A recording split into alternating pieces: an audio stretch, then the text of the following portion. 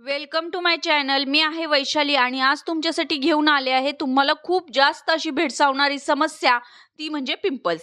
मग त्यासाठी काय केले पाहिजे? तर त्यासाठी मी खूप छान रेमेडी घेऊन आले आहे, ज्याने तुमचे पिंपल्स तर कमी होतीलच, पण त्याचे जे काळे डाग असतात तेही कमी होतील. चला तर मग बघूया आपण कोणती आहे ती रेमेडी. पण त्याआधी मी तुम्हाला एक गोष्ट सजेस्ट करते. पिंपलला आपण बाहेरून कमी तर करू शकतो, पण जर तुमच्या रक्तातच प्रॉब्लेम असेल तर? मग आधी तो प्रॉब्लेम तुम्ही दूर करायला पाहिजे. मग त्यासाठी काय केले पाहिजे? तर रक्त शुद्ध करण्यासाठी आपल्याला कारल्याचा ज्यूस दिवसातून एकदा तरी पिलाच पाहिजे.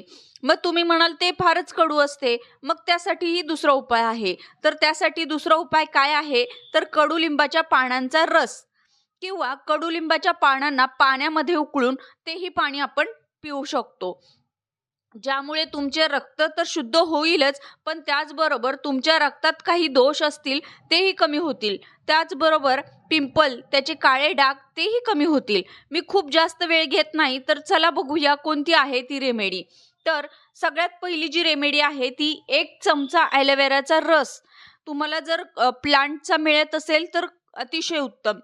दुसरा आहे ते 1 चमचा कडुलिंबाच्या पानांचा रस आणि 1 चमचा हरभऱ्याच्या डाळीचे पीठ. तिन्ही इन्ग्रेडियंटचे मिश्रण चांगले व्यवस्थित मिक्स करावे. मिश्रण खूप घट्ट झाले असेल तर त्यात थोडंसं रोज वॉटर घातलं तरीही चालेल. रोज वॉटर म्हणजेच गुलाबजल मिक्स करायचं.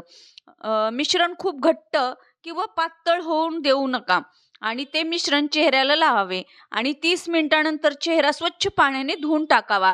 हे मिश्रण 2 ते 3 दिवस फ्रिजमध्ये ठेवले तरीही टिकते. या रेमेडीचा यूज तुम्ही रोज दिवसातून एकदा करू शकता आणि एका आठवड्यातच तुम्हाला फरक जाणवायला लागेल.